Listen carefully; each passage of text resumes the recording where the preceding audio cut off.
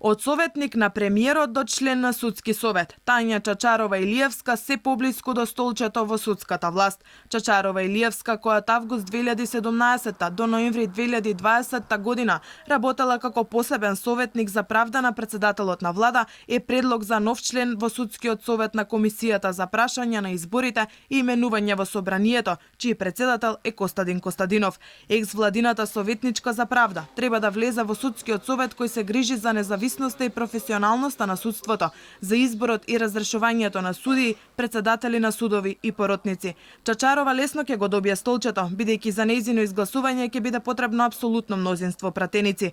Во нејзината биографија, со која беше подобра од други две кандидатки, стои ангажманот во кабинетот на Заев, завршен 4 степен по англиски јазик, но не е впишано дека била и повереник на државниот капитал во Телеком, номинирана од владата пред 3 години. На Facebook профилот на Чачарова, која повторно е напад кон државните служби, стои фотографија од владините канцеларии со изборното мото "Можеме" на СДСМ.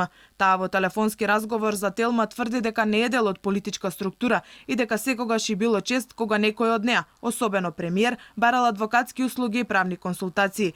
Исто така изјавила дека кога ја напуштила функцијата од владата, не размислувала да седне во судскиот совет. Адвокатската канцеларија со која раководи само 7 месеци, повторно ќе треба да ја затвори. Председателот на ВМРО ДПМН Христијан Мицкоски во Facebook статус критикува за изборот на Чачарова-Илиевска во судскиот совет.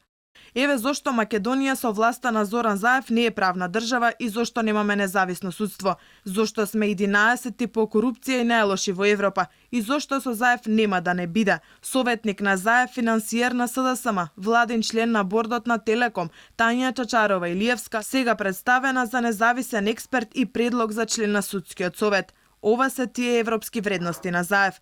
Чачарова во судскиот совет треба да го заземе местото на Владе Богдановски, која напушти функцијата.